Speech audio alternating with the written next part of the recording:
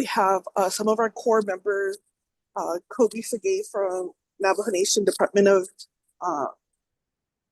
Mental Health, Behavioral and Mental Health Services, Dr. Gonzalez with NTU, who assists with the database. We have Ms. Kim Benali, who's an advocate for families, Ms. Laurel Shepard, who runs the Northern Arizona Advocates.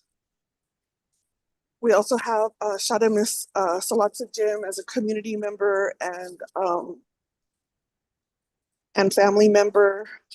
Tiona Grant is with us from UNHS, Twyla Largo with NTUA database, Miss Valora, who is the head or leads the Arizona Governor's Missing and Murdered Indigenous Persons Task Force, who will then be sharing some updates after your discussion. And then we have Miss Vanjie Randall, who is a surviving family member, and Ms. Dinaba Jim, who's a surviving family member and also a coordinator with the Missing and Murdered Diné Relatives Coalition, which in our capacity working together, you have been part of that founding mission. In addition, on our legislative team, we have Tatiana Billy with the Office of the Speaker, Ms. Lori Cadwell, and Ms. Lorraine Spencer with the Office of Legislative Services. In addition, we have Chief Silversmith on the line with the Navajo Nation Police Department. So I just wanted to give you a lay of the land. And so Patrick, if you could just introduce yourself, let us know in terms of the work, how we could work together. We contacted the coalition to prepare for the anticipated release of the Epstein files. It's our understanding that the Zorro Ranch is closely in proximation to the Navajo Nation, and if there is in fact a file under Native American victims and survivors, what we wanted to do was make sure we're preparing on our end to give guidance to Navajo Nation leadership on how we could support our community in terms of reliving some of these experiences, whether or not they were victimized by Epstein and his other perpetrators. So Patrick, I'm gonna give you the floor and let us know how we'll continue to work together. And I appreciate you being on the call. Awesome. Yeah, thank you so much, Delegate Crotty. I appreciate you. Hi, everyone. It's so wonderful to see everyone. There's so many amazing people from different areas and departments all working together. Very excited to see how big these meetings are now, which is wonderful. Yeah, my name is Pat Gallegos. My pronouns are they, them. I've been with the coalition 2.5 years now. It's about to be 3 years. Time really flies because before that, I worked at the Roundhouse briefly, under in the Senate Indian Affairs Committee, and then before that working directly with Delegate Crotty and MMDR, building their capacity as a coalition, as an organization, as a nonprofit. So it was really wonderful, and it's so exciting to see how much it's developed and how much it's grown. It's really amazing. I'm really proud of everyone on that coalition, on that team. And I've started at the coalition as the sex trafficking prevention coordinator, but I've just recently changed positions to the senior violence response training coordinator. So I do a lot in terms of domestic violence, sexual violence, trafficking, and teen dating violence. So kind of combining a lot of different stuff into a larger program area. So, and generally, like Delegate Crotty said, we do training and education, policy and advocacy, and media outreach and coalition building. So that's kind of our main thing. We're not a direct service provider, but we support direct service providers inside our coalition. And we also work with survivors in community, not necessarily on a case intake basis, but on a community support, healing, especially when it comes to MMIW families or people who have been impacted by missing and murdered. We do a lot of healing retreats with our wonderful Deandra Reed, who is currently our MMIW coordinator. And so we support in that way as well. So we have a lot of different connections in community. And I think this is a very important topic to be discussing right now. And I think our main focus should be on supporting survivors navigating social media when this inevitably happens and how it will impact survivors who may be affected by it.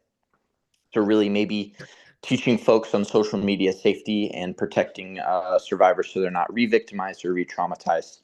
And we can support with that from a media standpoint and also from an education standpoint. Again, our training and education department is very strong. So we can give training, we can support advocates in the field on how to best support survivors who might be dealing with this, and to provide that kind of training and support as well on tribal land, off tribal land, in tribal service providers, with non-tribal service providers. We can go anywhere to provide trainings and provide support. So that's kind of our main focus. And then obviously with policy and advocacy as well. If we want legislation or support legislation that can be a part of that protection as well, we're there to do that. We have a great policy team with Charlotte Gonzalez, Ryder Huron, and Alex Kinsella. So we have a great team there, and they can support with that. So that's most of what I have to say. If there's anything else or any questions on how we want to work on that together, I'm here. I'm also representing, my executive director, Tiffany Huron, and Nicole Michelena, and my direct supervisor, Melissa.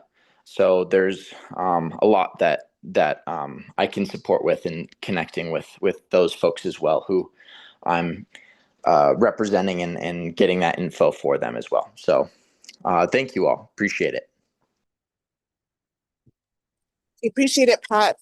So vital to this conversation, especially the expertise that your team has and how they've been gracious enough to assist with communication with your comms team.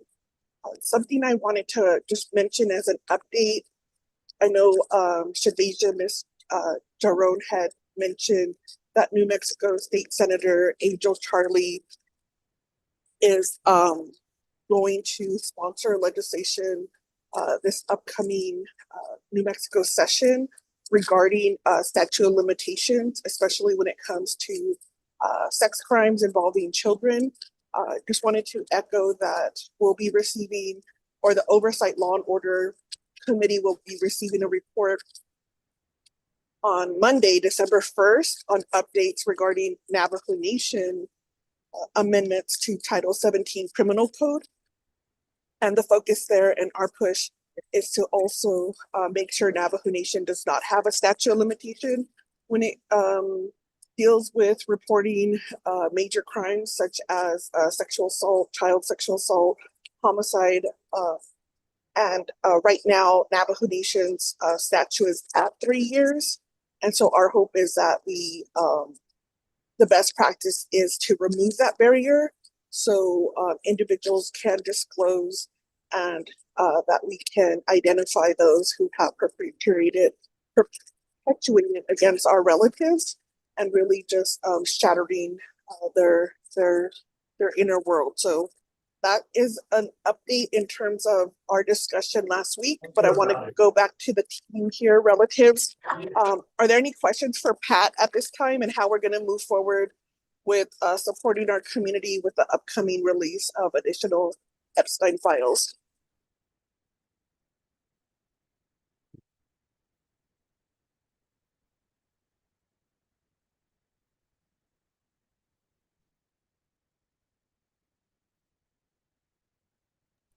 Okay, appreciate it. We will set up our calls with you, Pat. I know this is a week that individuals take some time to be with their family. I anticipate us reconvening next week. And so we'll coordinate those times that we will connect to specifically talk about some of the communication campaign, or we could do that on these calls, excuse me, the Tuesday starting at 8:30 to 10 o'clock calls. Biga?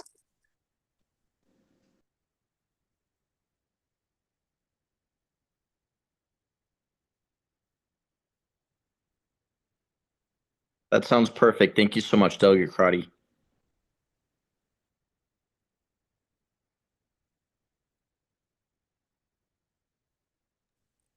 And I've also, just as chair of the task force and working with our relatives, we have reached out to our congressional leadership to help assist. And so we'll be keeping them updated. I wanted to move forward. We have Valora on the line. Valora, did you want to start with your update on the Arizona MMIP task force? Yes, good morning.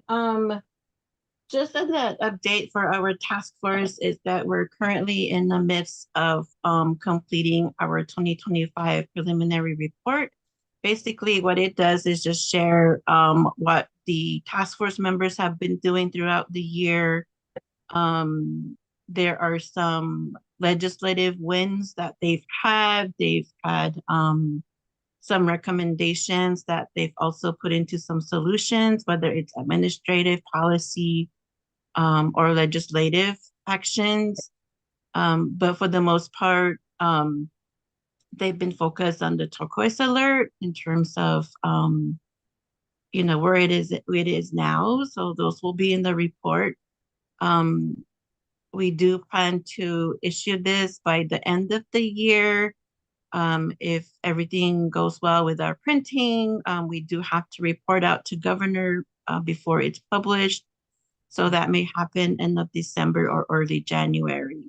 But what I do want to share with you all today as well is that we are doing listening sessions. We have one more listening session that is going to be held in Flagstaff. I don't know if I can share. Okay, not share. But and I can also put this flyer into the chat. Shadeja, Valora, did you want to share that? We could give you access. I can share that. Yes. Okay, give us a minute for our team to work on that. And we'll be able to help you share, because in the chat, there has been some challenges, especially sharing flyers. We want to make sure we give you that opportunity. Delegate Crotty, did you want me to go ahead and stop sharing the screen here? Yes, if you could allow Valora to share, that would be great. Thank you.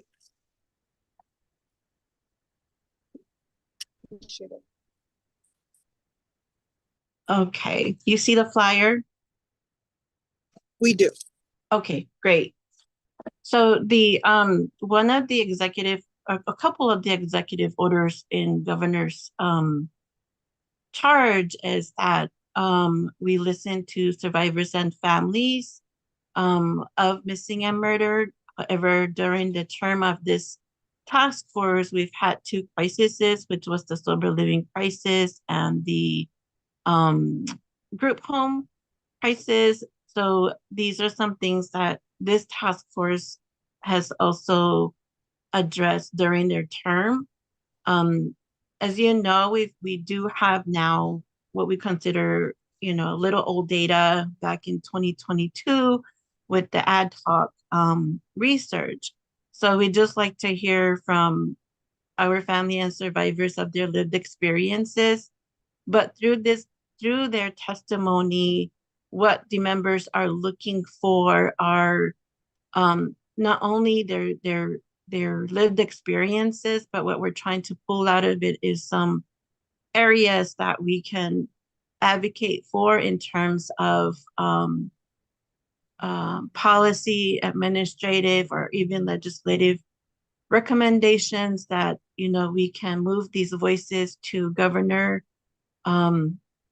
But we also want to not only make these recommendations, but we have one more year left of this task force that, the task force hope that we can bring some of these recommendations to solution prior to the end of their term in 2026.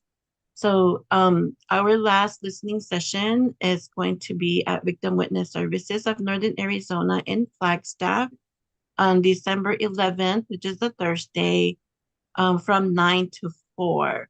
The intent was to provide a short education and awareness about the task force, but also sharing a little bit about the history of the movement of MMIP here in Arizona. So, we're looking forward, and we assume that this is, and hope that this is going to be the biggest participants.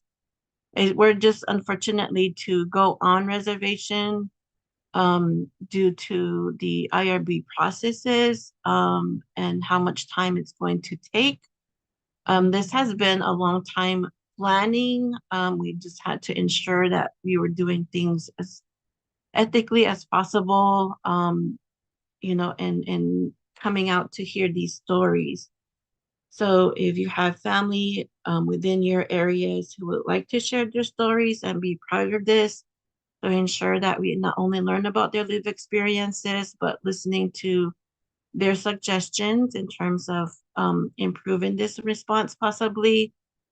There is parking alongside the road of the offices. However, all areas of parking in the downtown Flagstaff area requires a fee, which is $1 an hour.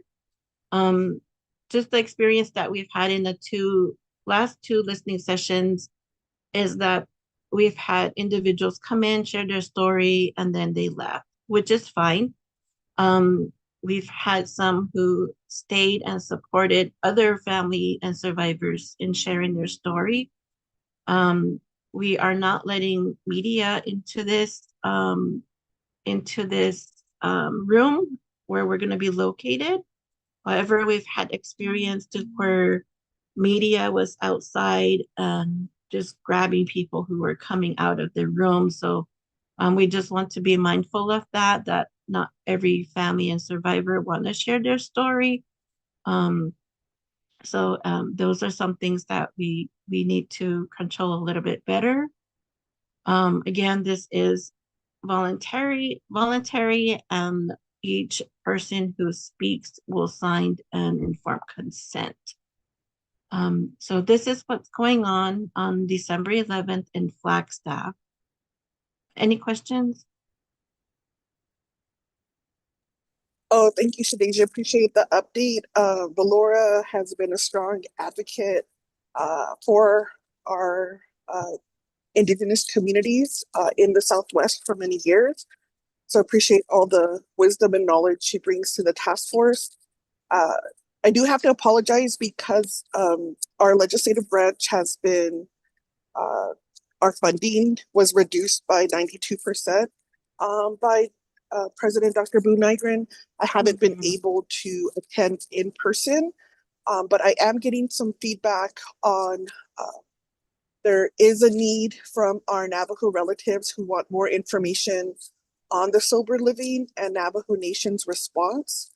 If we could work collectively together, let me know what information could be provided. I do not want to break any type of confidentiality and respect the comments and remarks, but I definitely would want to direct our Navajo Nation executive programs to respond to the community who are concerned about what happened with the sober home treatment centers and ultimately their response after. And that could be helpful because it is our executive programs. What we call is Operation Rainbow Bridge. And so at the Navajo Department of Health, we have a representative on the line, but it's not part of Operation Rainbow Bridge, but they would be able to provide an update on their work that they have completed maybe in the last 2 years or since their last update report. And we could reach out to the Division for Children and Family Services, who oversee another component of Operation Rainbow Bridge, and get an update where they're at. I have asked the Arizona Department or Attorney General's office. I have the results of I think it was a $6 million settlement And so their first allocation that they distribute was $1 million. And they did provide what entities received that funding.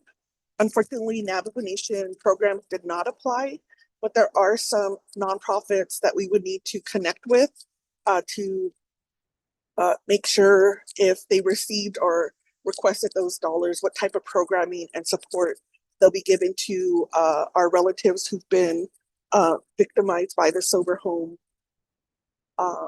crisis. So let me know, Valora Shadija, in terms of any other areas that you can let the task force know that families are communicating or in need of Navajo Nation, if you're able to at this time. For delegate, we can certainly talk about that as a whole task force. Okay, appreciate it. I wanted to go back to anyone on the call. Do you have a question for Valora and for the Arizona MMIP task force? Good morning, Laura. This is Tatiana. I was hoping if I can get a copy of that flyer just so I can share it out with some of the groups. We can share that information out. Thank you. Yes, Tatiana, I was just gonna say that I will email this to you and delegate so you can share. Thank you. Good morning, Blair. This is Renee. I was wondering, what initiatives, are there any data collection regarding LGBTQ people you guys are doing there? Because if you guys are even doing any, maybe we can perhaps share the information with whatever you're doing, because we are trying to implement such a thing here with Navajo Nation. I think it'd be very important to see or maybe perhaps model what you guys are doing if you guys are doing something there. I don't think we've like necessarily you know, made a separate category. We just include everybody. But I certainly would, within your scope, encourage those who were affected in these type of crises to have a voice and share their testimony. I can tell you that we don't have one that has testified so far to learn of their experiences. Our last ad hoc research, we did have a couple who did share. So we knew at that time that, we needed to ensure that we included all. Thank you, Renee. Awesome, thank you. I have a question. How are the families being accommodated? I know this is in Flagstaff, Arizona. So will there be like gas cards available, hotel accommodations for the family? That's my question. Yeah, thank you, Tanya. No, we don't. This task force is non-funded. All our members are voluntary. So we don't have any funds to unfortunately assist families in attending. So we don't have any type of incentives in that form. Okay, thank you. Mm-hmm.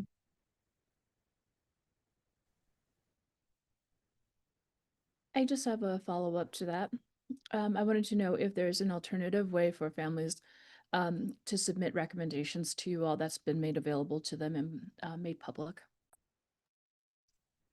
Yes, we did try to get a written statement. However, it wasn't allowed through our office. It's just all verbal testimony.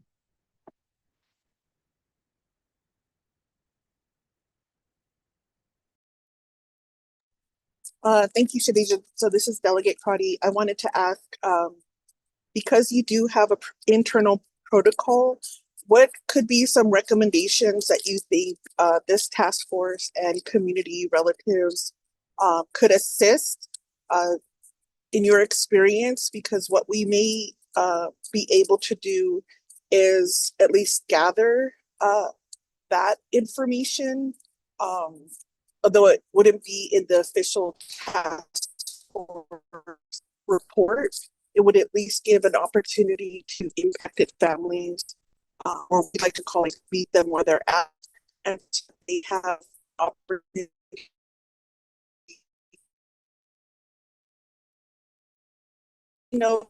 That's something that I could bring to the table as a current city task force member.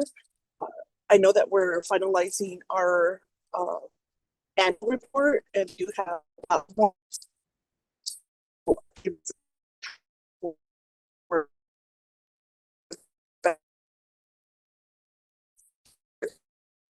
Shada, you're going in and out.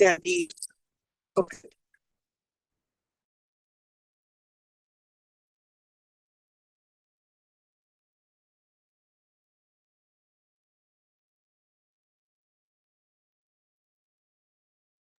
Delegate Crotty, your audio went out.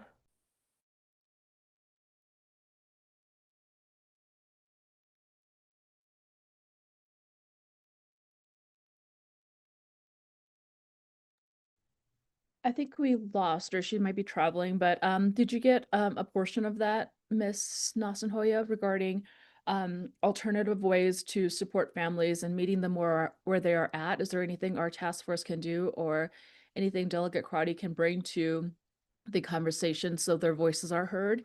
And then I guess my little part to that is there a Zoom option available for families to attend? It's just the nation is the largest, and I think it's going to really prevent a lot of people from coming just based off of the location and um, the economy right now. Right. I mean, and we certainly understand that. I'm gonna take this back to the team and ask if this is something that we can do. I do know that they said no to Zoom. But what I'm going to ask for is if we would be able to accept written testimony, at least I can make an attempt to push it again. What about something that through our task force on behalf of some of the families that we've been working with? To do, To help them with their statements and get them to you, will you accept it from the Navajo Nation Task Force? oh, yeah, On let their- me ask um the team at governor's office to see if they would reconsider. Okay, I really do appreciate it. Appreciate that because we definitely know that the land mass can be a challenge here, and um, just with the families that we're working with, a lot of their funding and priorities really gravitate towards searching and continuing to try to find their loved ones. And so one of the things that we have done within our task force is trying to meet the families where they're at, whether it's going out to see them or making accommodations that would be helpful for them while still being able to hear their voice. So I do appreciate you reaching back out to your team to advocate for that. Yeah, I will do that, and then I'll just have um a deeper conversation with Delegate Crotty. I might have a possible suggestion, but I want to make sure that this is something that we can do. So I'll get back with Delegate Crotty. Thank you. Mhm.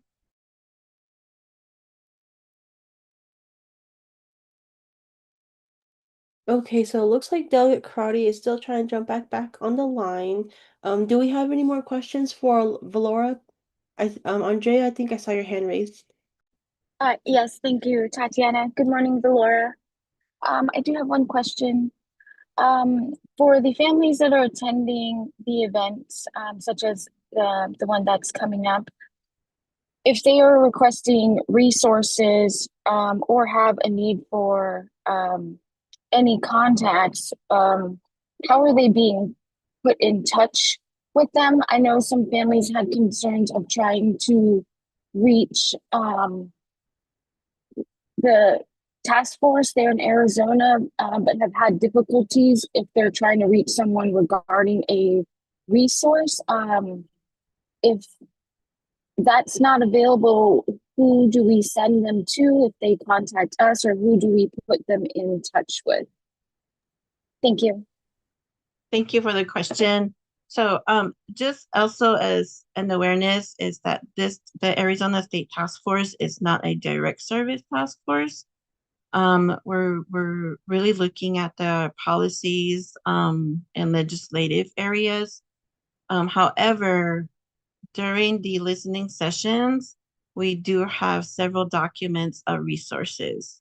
If there are specific resources, we can certainly assist them of what they're actually looking for, whether it's, we've had incidents where they said we reported this to this jurisdiction, no response, then we'd be able to connect them to somebody to have that conversation. That's an example that we're able to do.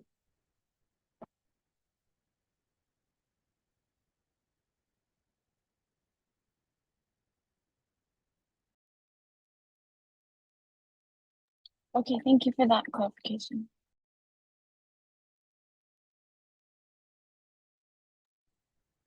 Hey, just so you know that my office is the one that is hosting. I didn't know too much about this, but we definitely will have some resources that are available, and I'm working right now to see if we can get a couple advocates just on to hang out and be on standby there too.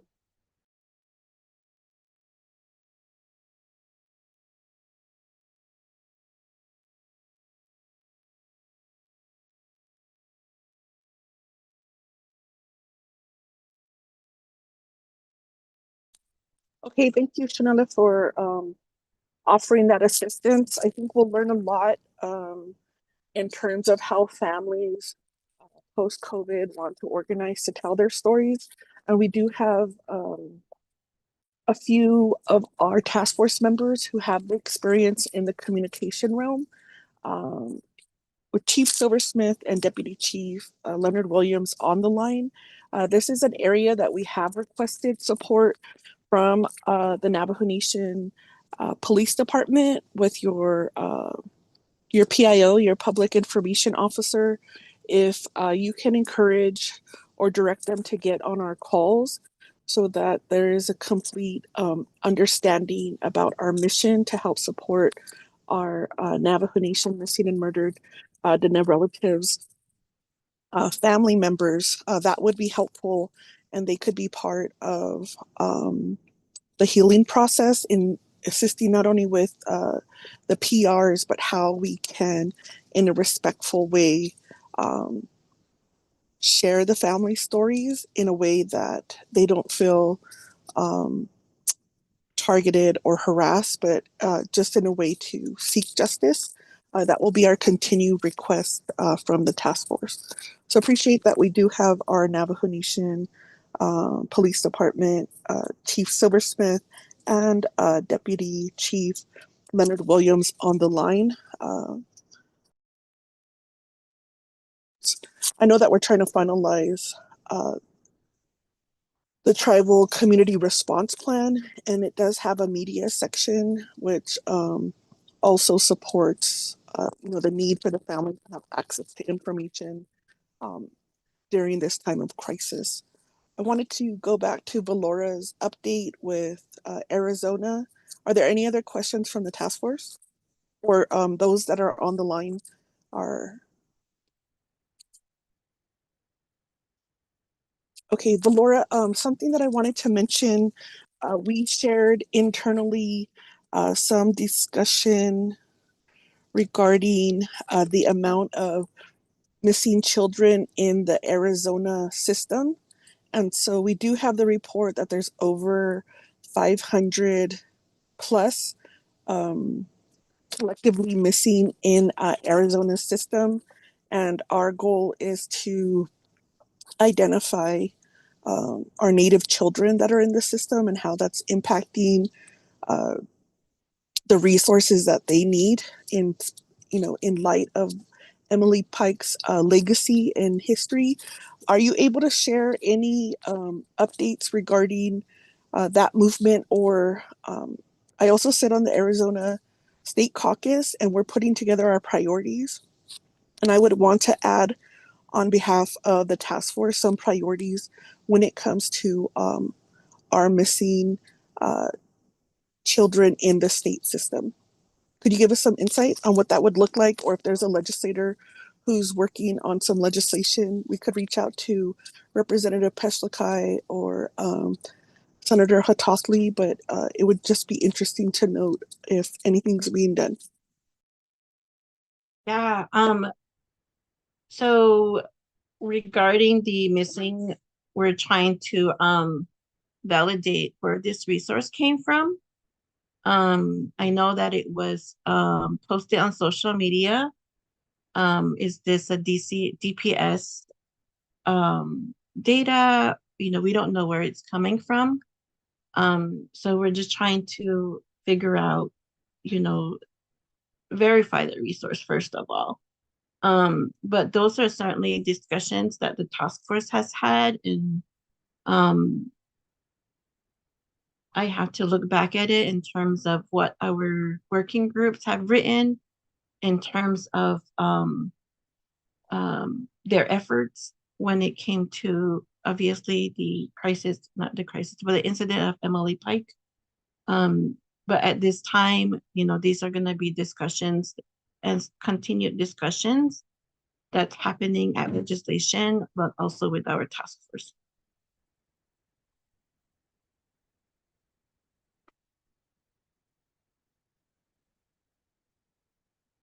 Okay, appreciate it. It's my understanding, I thought 2 years ago, the Arizona Senate uh, developed a committee on Arizona missing children. So if you could just give us any insight if they are gathering or any high level areas they're focused in on so that we could continue to advocate for our Native Navajo children who are in Arizona system, that would be helpful. I just want to thank Chief Silversmith and Deputy Williams for being on the line. I know you need to transition off, but if your PIO can join us, that would be great. And it would be another way to strengthen our response. Thank you both for being on the line, and take care of yourself during this busy time. Appreciate you. So Valora, is that something that you could maybe assist with if that Senate committee has ever convened, or maybe what they have discussed? Because what I could do is broadly put this our concerns on missing children in the Arizona state system as maybe like a broad priority that Navajo Nation is supporting.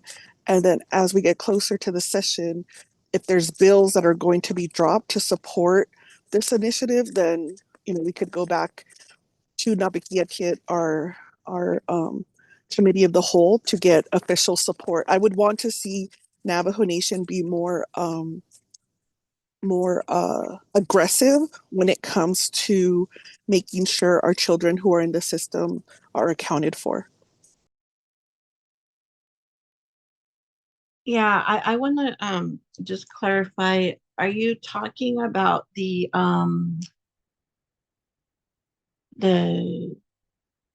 Children's Task Force with the governor's office, or are you talking about the Facebook posts which they identify themselves as Arizona Missing Child Task Force?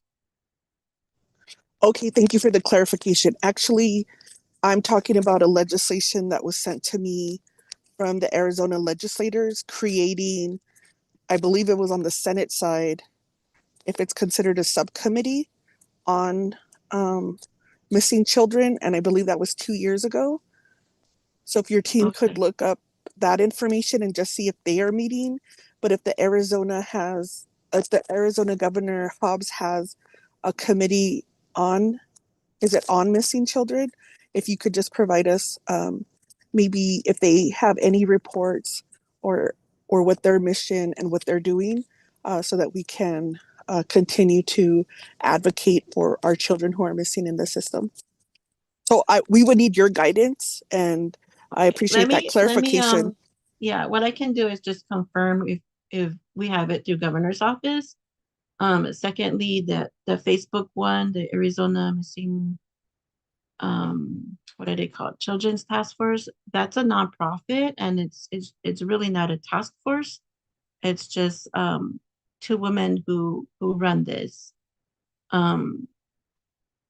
So that's just a nonprofit, not just, but it is a nonprofit.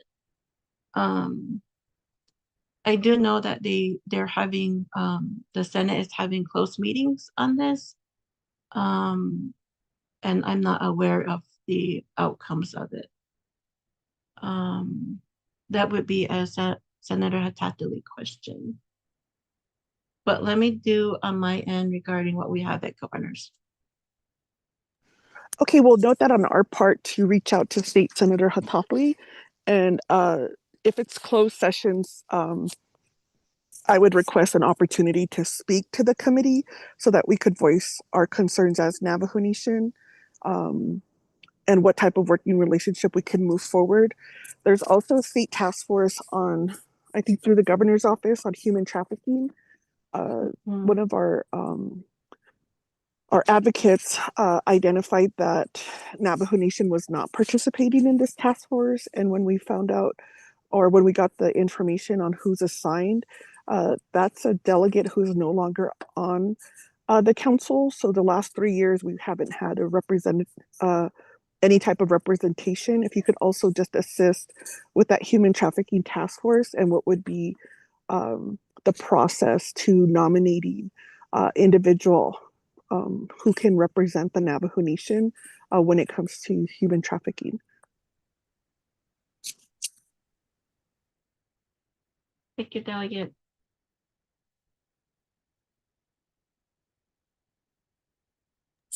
So I deeply appreciate that you're on the call and continue to work with us at all different levels.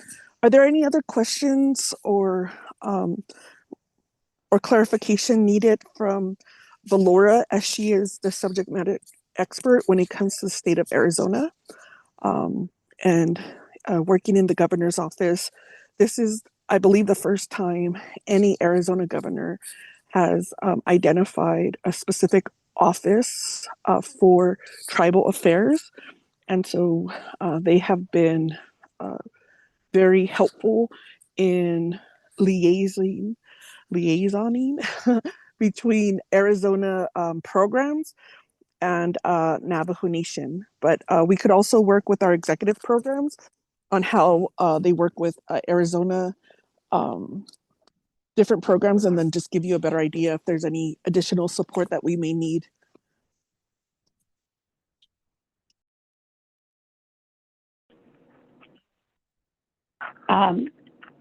Yak SCR, Delegate Crotty. Oh, yeah, hey, you have the floor, Shama. This is if you could just introduce yourself briefly, I appreciate it, Shama. Okay, this is Delegate Helena Nevsegay, and I do put it in Islando as a Sanabashina Kaidnet Ashichina as Tapahadashinale. I'm from the Arizona side, and it's really interesting what you guys are talking about. So whoever that's wanting support from the Arizona side from a delegate position with our Senators Hatatli, and I think she's really there to support us too. And because when I went down for Emily Pike gathering and things like that, she was there supporting, as a senator, and then supporting as a Dinet too. So whoever that's working on that side, I have my phone number is 505-422-9409. So if you need support from a delegate on the Arizona side, I'm willing to help. Okay, just let me know, and I can work with you. Thank you. That's all I need to say to you, Crotty. Thank you. Oh, yeah, Shama, I appreciate that. Shanola, I just have a couple So questions. what we'll do is, sure, Shanola, but let me just ask staff, Let's reach out to Senator Hatatli and see if this time works for her schedule. If not, we could set up another time to brief Senator Hatatli and understand how we could support her this next session. You have the floor, Shanella. I wanted to ask, in terms of the Arizona task force, if they have any recommendations that they've published or issued in regards to jurisdiction, policy, and coordination when it comes to what do you call them? Interagency MOUs or agreements, when it comes to some of the cases that border those jurisdictions. And then when it comes to the process with Native individuals and the medical examiners and how they are operating and how they are making accommodations for arrangements that are pertinent to Native families when it comes to that process. And then I wanted to ask a question about data. And what the updates from there look like when it comes to collection and some reporting standards. If you could have, I guess, if you have any information to share on those protocols, that would be helpful as we're in the midst of working on ours. I think it would be important to know what those recommendations from Arizona look like, so we can possibly look at data sharing protocols. And I think that was it.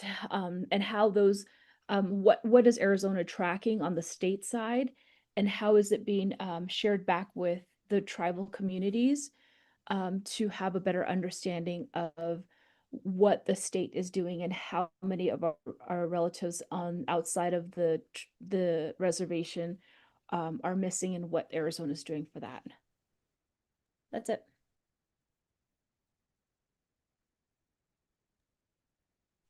Thank you, Laurel. In our task force, jurisdiction, as you know, is very complex.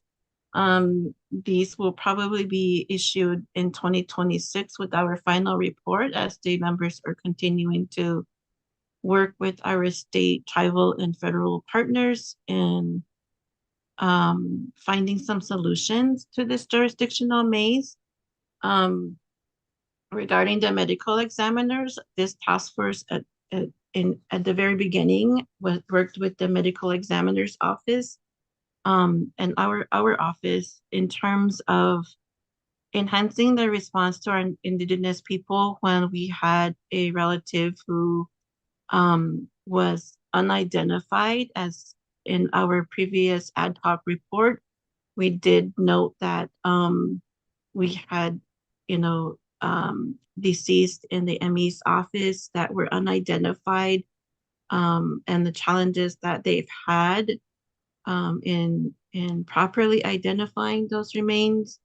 But the medical examiner's office has put in updates to their policies and procedures. One of them was to, if they had a suspicion that this may be Native American, at the time they were reaching out to BIA to help assist in identifying, and they would go do their due diligence in working with their resources in tribal lands to find these individuals' families.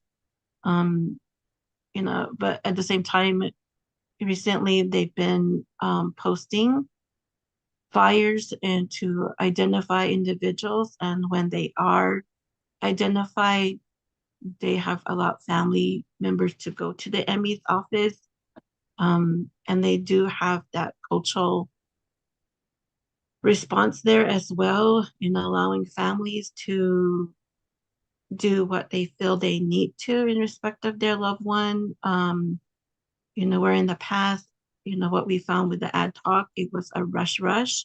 Now, they kind of are giving that time to the families, which is really crucial at the time. As far as data sharing protocols, these are specific to the like DPS, law enforcement. As we know, we're still not communicating. Those things are still in discussion with the task force as well. So these are things that I can certainly speak on at this time, Laura. Thank you. Shanella, do you have a follow-up? No, I'm good, thanks. Okay, appreciate it. Are there any other questions for Valora with the Arizona Missing and Murdered Indigenous Persons Task Force?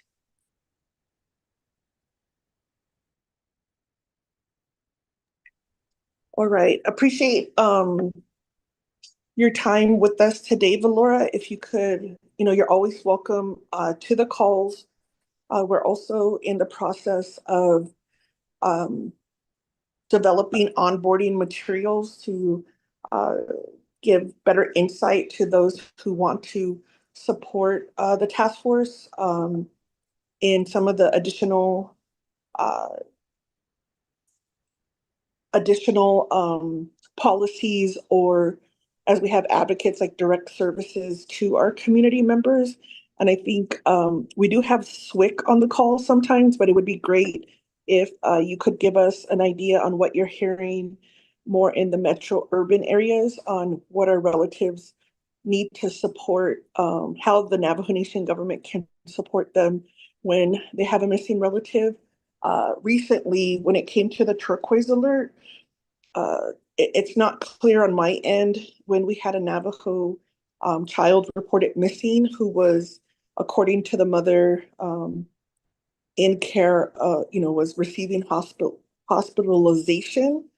And so it's not clear why a turquoise alert was not issued for her daughter. And so let me know what are some of the steps we can do um, to the entities who are issuing those turquoise alerts. And that's why it's important for us to monitor the cases, because we would want to know when alerts are issued. Internally, we have a Navajo Nation system that is supposed to text us every time there's a missing relative reported. And so, so far that's been hit or miss. And so we decided as a nation to self-fund our database. And so I just wanted to ask quickly, Dr. Gonzalez, do you have any questions for Valora when it comes to any information from the state of Arizona that you think would be helpful for the MMDR database that is being developed at Navajo Technical University?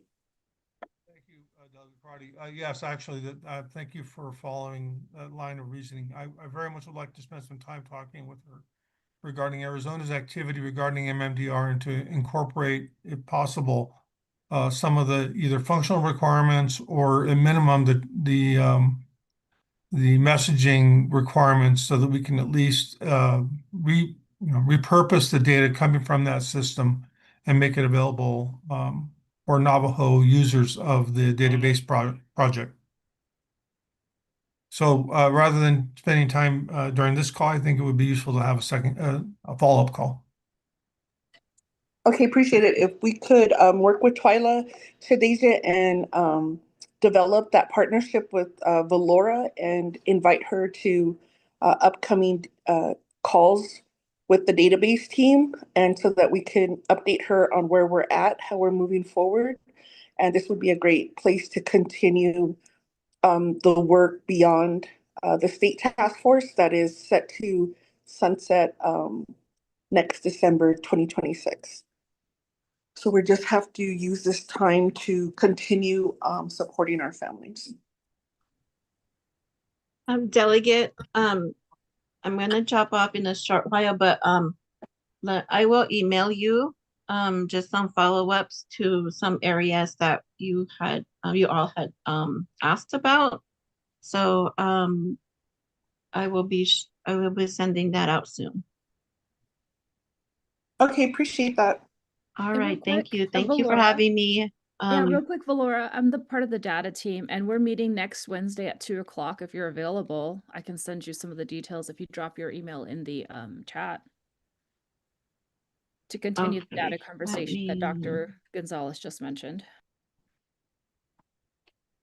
Okay, my email's in the chat. Thank you. Okay, thank you. Okay, be well, sister. Take care of yourself. Okay, all right, bye-bye. Thank you. Happy Thanksgiving, everyone. Be safe. Appreciate it. Thank you. Okay, so we'll move forward. Tatiana, I know that you and Twyla have been working together on updating some of the action items that were assigned to different members. Did you want to, we can go back to the agenda and give us an update on where we're at in terms of updates that are needed or the support that you would need for us to encourage members to complete their tasks. You have the floor, Tati. Yeah, Twilight, can you pull up the agenda?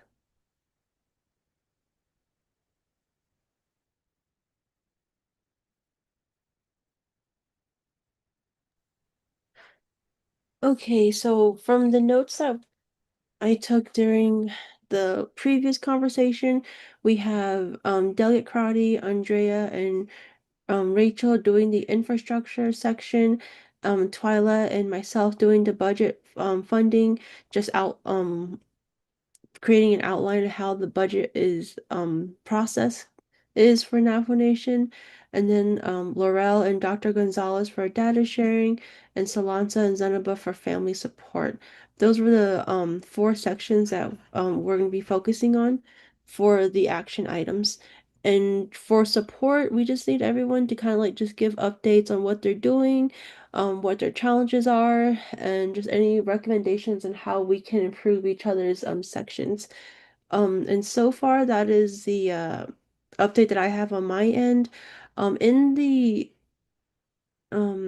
agenda as well, under I believe it's either infrastructure or hold on, I have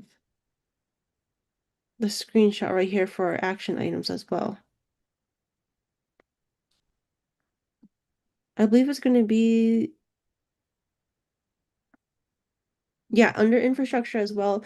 We have the outreach team who's going to be planning the training with the coalition to stop violence against Native women. That's going to be under infrastructure as well. In that one, we are going to start meeting next week because I am still putting together the kind of the training plan so we can follow that. But that's as far as my update on my side. Thank you. Okay, appreciate the update. I know Shada Salatza had mentioned she's not able to um,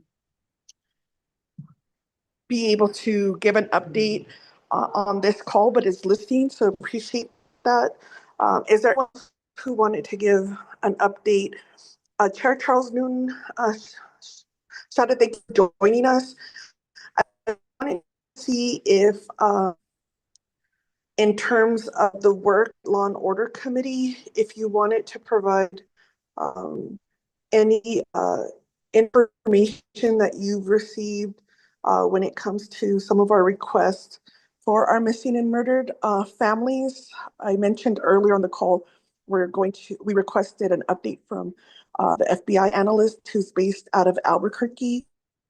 We would need the support of the oversight if you could reach out to the U.S. Attorney's Office and see if they, because of the federal shutdown, we're not sure if individuals are returning. We were working with Elliot Neal on the cases as updates. If that's something the oversight could assist the task force. And I didn't know if you want to give an update to task force on the legislations you're seeing to approve those mutual aid agreements with the different counties, northern Arizona. I just wanted to see if you wanted some time for an update before we move forward. Thank you.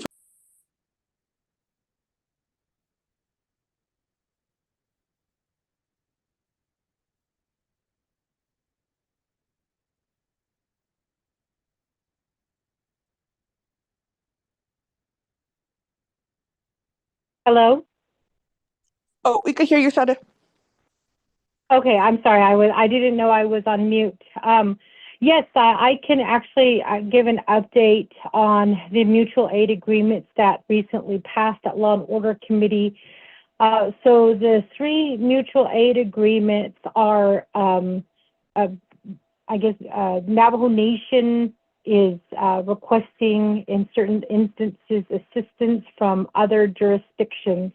I think a lot of people confuse this mutual aid agreement with stating that these people will now, be able to like patrol the area and help assist with, helping our Navajo Nation police officers, when in actuality, there is an agreement that was passed many, many years ago, which we're still trying to figure out in terms of, what exactly, what DOJ is doing in terms of these agreements. But the agreement is basically, because we have sovereignty, if law enforcement agencies want to come onto the Navajo Nation, they actually have to ask permission to come onto the Navajo Nation, whether it's to pick up individuals, but there's a process for that, or whether it's to even check on certain people,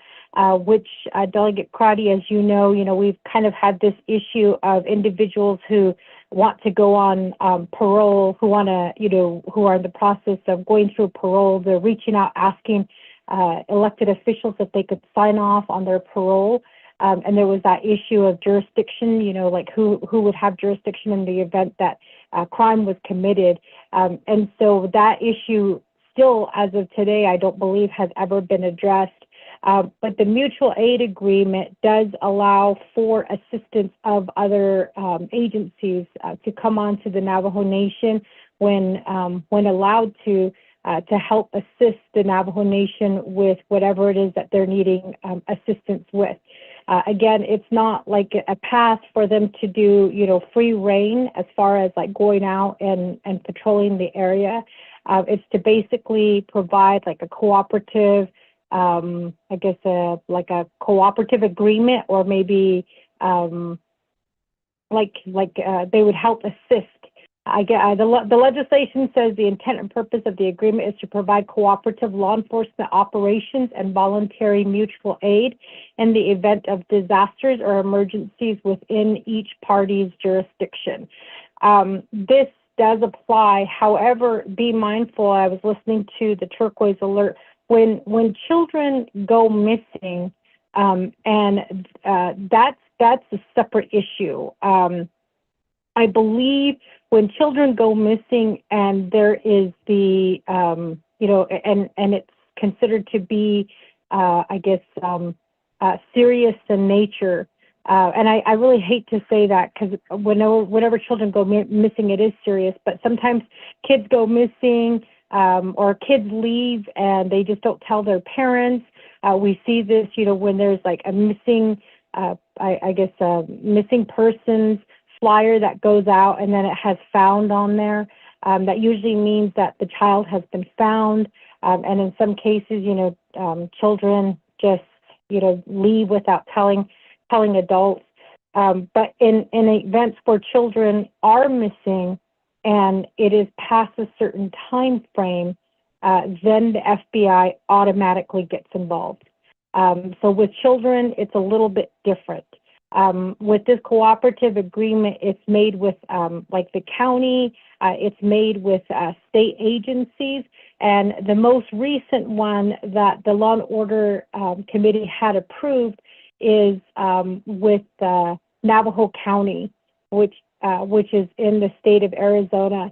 We also had had one that was passed for, I believe it's Coconino County is the other one. And then I gotta find out Hopi.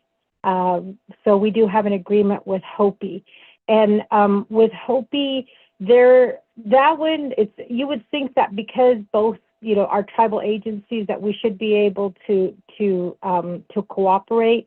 But in actuality, there's a lot of tribes if they're under the BIA police, then they are allowed to cooperate with other tribes without needing an actual agreement, which Hopi in this case does. However, the Hopi can come onto Navajo Nation if needed, but it doesn't, it was a little bit difficult because Navajo Nation can't go on to Hopi without an actual formal agreement because Navajo has its own subdivision or its own division for law enforcement, which is separate from BIA. So we're still under Office of Justice Services, but we have our own law enforcement. That's why these mutual aid agreements are needed with other tribes.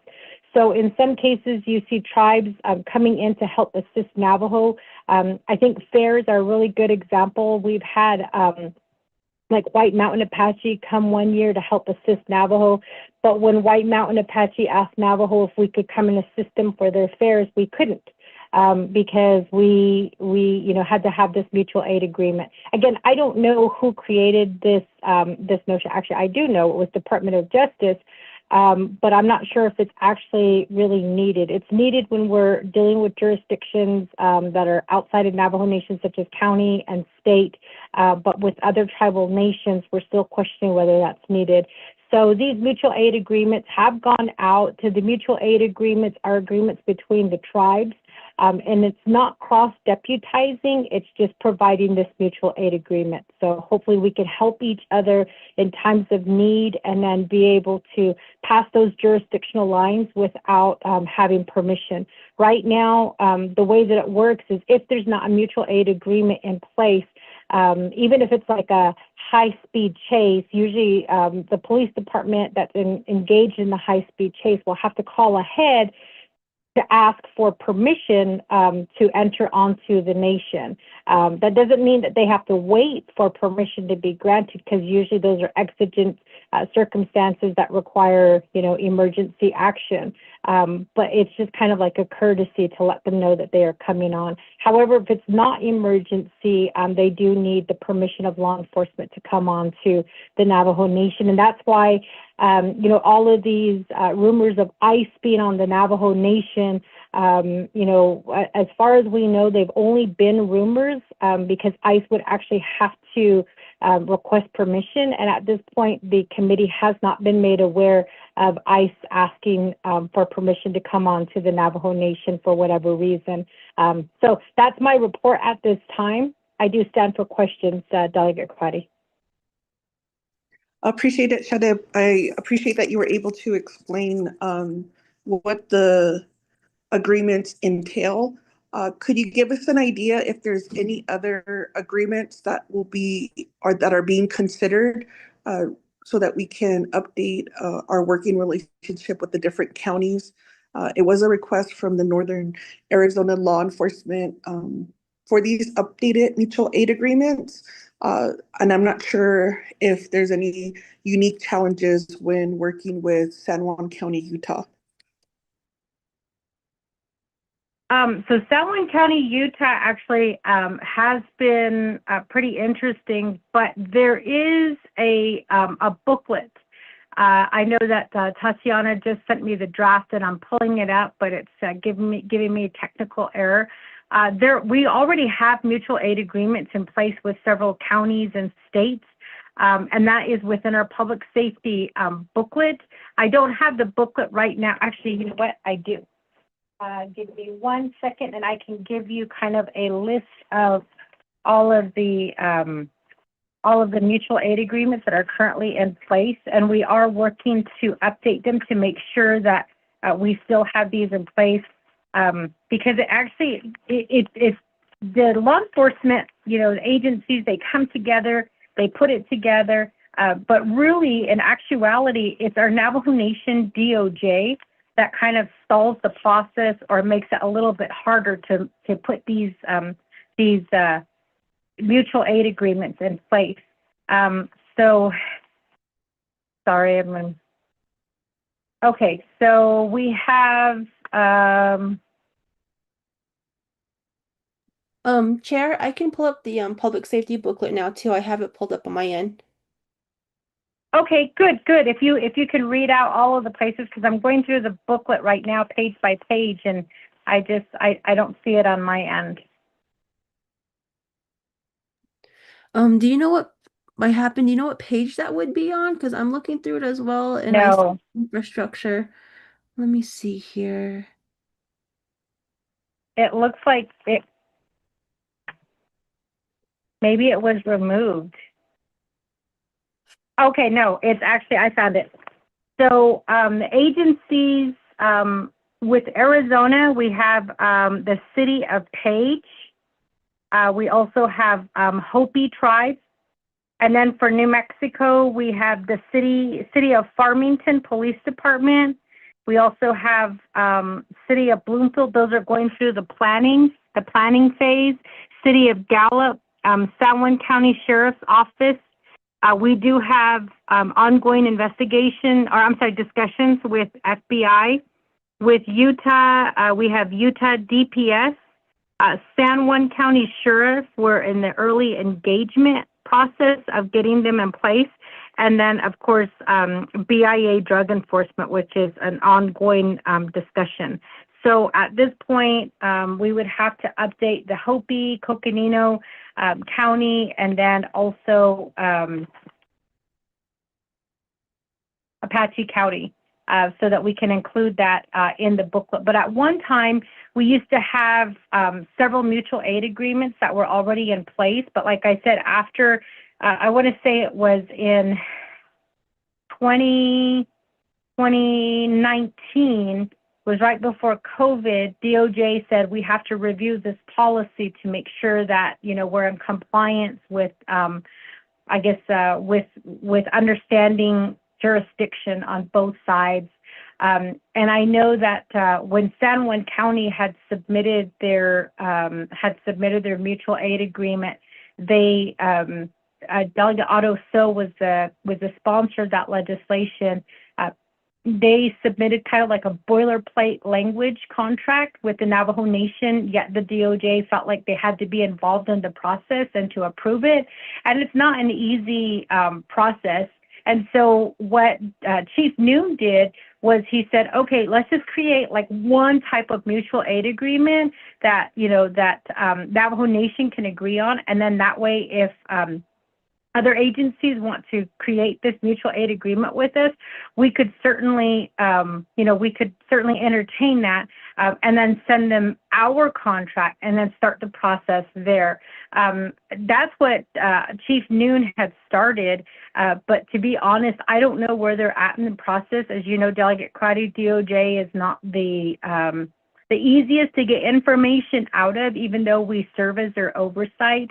We've had AG Branch come before us. We also had AG Claw come before us and discuss, you know, where they were at in the process. And they said that they would get back to us, but to date, we haven't received any information on that. Thank you. Okay, appreciate that.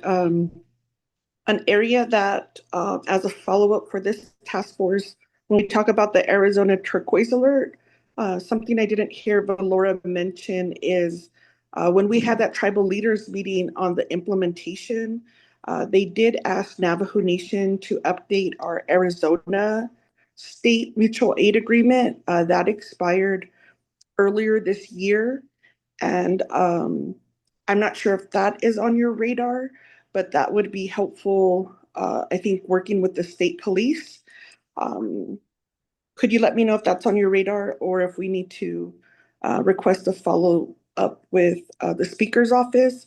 It is being drafted. I believe it's in, Department of Justice, but we could get an update if that hasn't moved through the process yet. I think requesting an update at Nabiq-Iyatsket might be the best option at this point because of all of the turnover and things that are happening there at the Department of Justice.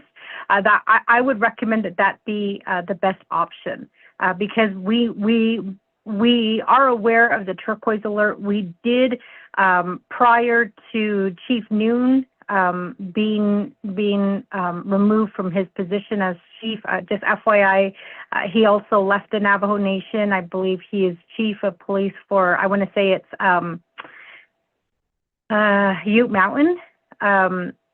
So just an FYI on that. But When he was chief, we started really moving along, reestablishing relationships, especially with Arizona. And I say that because under the former chief Francisco, there were a lot of bridges burned. And so Chief Noon stepped in. He started reestablishing those relationships, especially with the state of Arizona. And we, at the very beginning stages of Turquoise Alert, we had a meeting in Phoenix, and we talked a little bit about Turquoise Alert. At that time, I want to say it was like in maybe 2022. We started those discussions on what it was going to be, what the purpose of Turquoise Alert was, how we could implement that on the Navajo Nation.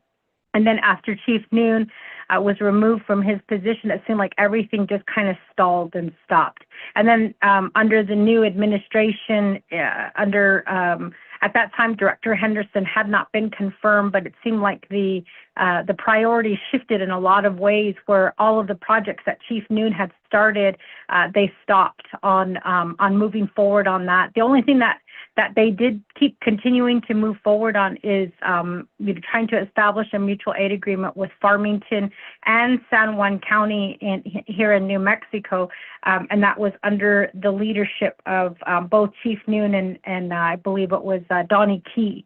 So they were keeping me updated on that, but everything else Chief Noon was removed from, and it was just kind of stalled.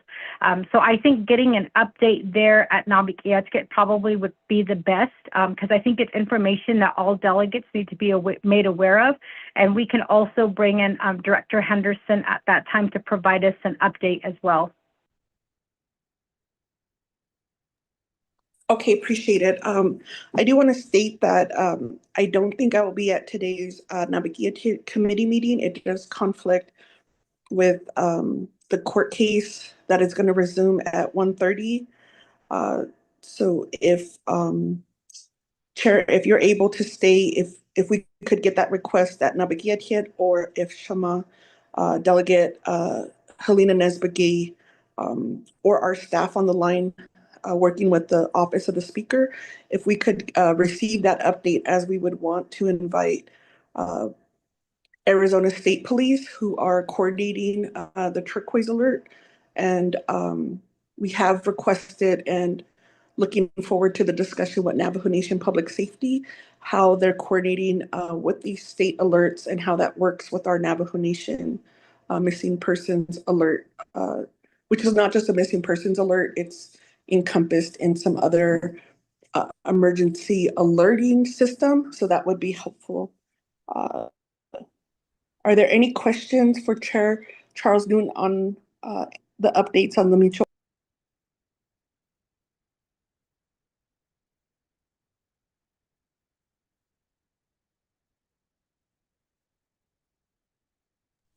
Okay, it looks like Twyla, your AI note taker, is letting us know the meeting's about to end and the action items. So appreciate that. I will, if you could email this out to everyone who's on this call, and so that they can also be part of what areas they want to focus in on. If you're interested in supporting and expanding family services, Shalatsa Jim is the lead on that conversation, working with Zenaba and Vanji. I'm working on, Delegate Crotty, we're working on the policies and procedures aspect of it, and it's usually focused on this call, on our Tuesday call. We do have the database that Shanella Laurel Shepherd is heading, and you could contact her and Twyla if you're interested in joining the database calls or to receive more of an insight in the work that they're doing. And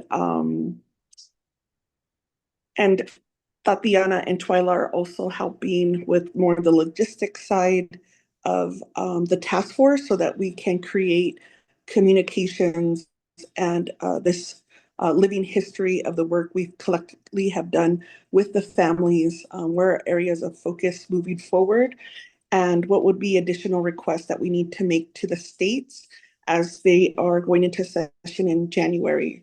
So our next conversation could be, and to think about what you would want to see from the state of Utah, who currently does not have a task force, but we may need to reach out to their Department of Health, um, who has maybe an internal policy task force that's meeting to see what the state of Arizona and the representatives, how they want to move forward with legislation, including New Mexico.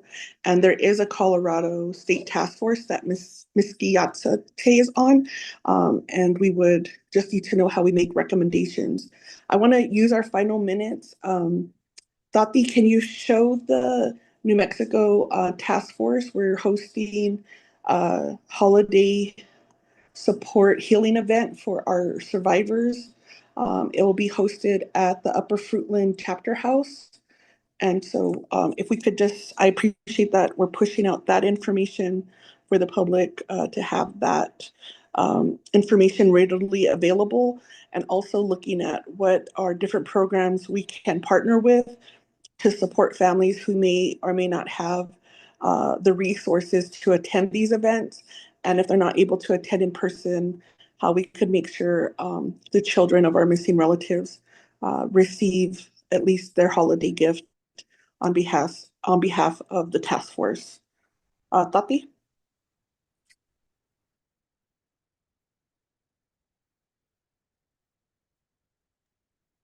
Good morning, or sorry, yeah, good morning, Delegate Cardi and everyone on the line. Right now, I don't have a logistics set up on how we're gonna get gifts to our families and relatives, but right now that is still in the planning. We are for the office of speaker, we do gifts for a lot of our children's homes. So like for the Manuelita home, Hogan Joni, and for Naomi House. So I'm gonna try and see if we can also add in like a little Christmas um kind of like gift baskets or gift bags we can give to our families. So that I'm still working on. But I did share the flyer with everyone on the New Mexico's DOJ's holiday gathering. That's my update so far. Okay, appreciate it. Are there any other announcements before we end today's call? Yes. Good morning. This is Vanjie. You have the floor. Shut it. Hi, everybody. I don't know if you all seen it, but great news. Zach's case is moving forward. After 5 years, we finally are gonna seek some justice. And I just want to thank you all for, your prayers, your support, and, just and your guidance as well during this time. And, I appreciate you all and all of the hard work you all do. That's just what I wanted to share. I will keep you all updated on upcoming trial dates, and I'm hoping to have supporters there as well as we move forward. Thank you again. Thank you, sister, for sharing that update. Please let us know how we could help. We know that Zach loved music and loved creating music. And so there could be areas where we provide support in the community, colors or telling his story during this time. Whatever way you feel will help in assisting. And once those dates are available, we'll definitely coordinate together on who can assist and be there in person with you as we try to help as many families as possible. We know that we can't meet everyone's needs, but collectively as a nation, if we support one another, we definitely can improve how we support families. So appreciate you. Hey, this is Thank Laurel. you. Banji, I just wanted to say I'm sending you lots of love and strength, and let us know if you need anything. And then I also wanted to ask the task force if we have some talking points or suggestions for that we have interpreted from the family's stories to date on what type of policies and legislations could be possible that they could write or share in the recommendations. So is there somebody that's available that can compile some of those pieces so families know what they can ask for? And I feel that kind of helping them along the way and letting them know like that we have the power to change some of these things. And so they're, I think, helping them with a little bit of a some talking points and what's possible would be super helpful for them. And then for the community advocates, if you have families that you know that are going, please have them reach out to my office. I'll have an extra some advocates on site, and we'll have a medicine man available in another room if they should need it. And of course, we have our crisis counselors there in Flagstaff as well. So, and for those who can't pay for parking, the families that can't pay for parking, please have them reach out to us and we'll cover that.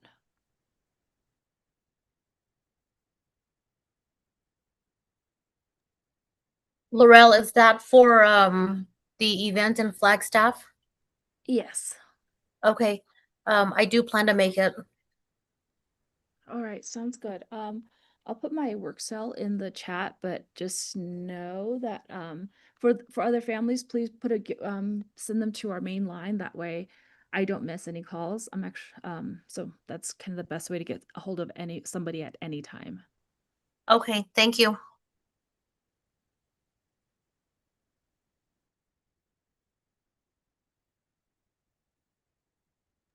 Okay, so this, what we'll do is we'll start winding down our call. Everybody, just take some time for yourself today, as the, seasons and sunlight is changing. It can be a heavy time for our families who are reflecting on, their missing relatives. So for ourselves, give yourself a little bit of grace today, give yourself a little bit of time to get where you need to, and know that you are loved, that you are cherished, you were prayed for to be here, and each and every one of you is valuable. So look forward to our next discussion. Will be Tuesday, December 2nd at 8:30. And we'll continue our dialogue. And hopefully, maybe by that time, Shanela, I could have at least some policy recommendations because we did the Victim Rights Act. And I think that's an area we need to re-examine to see how it's being implemented and how our missing relatives, families are being supported. And it depends on how, the different executive programs interpret the Navajo Victim Rights Act. So we may need to look into that. We also have finalizing with some of our task members here is the vulnerable adult legislation. And we're also making changes to the children's code. And so I think we could start using some of our time to have that reviewed and maybe some additional public education. Right now, we don't have the budget for the radio, but but as we work towards January's Human Trafficking Awareness Month, this could be areas that we incorporate with our community partners so that the Navajo Nation public knows the work that we're doing. And that's what I have for today. So appreciate all of you. We'll be getting off of the calls and we'll talk with all of you soon. Hagwana.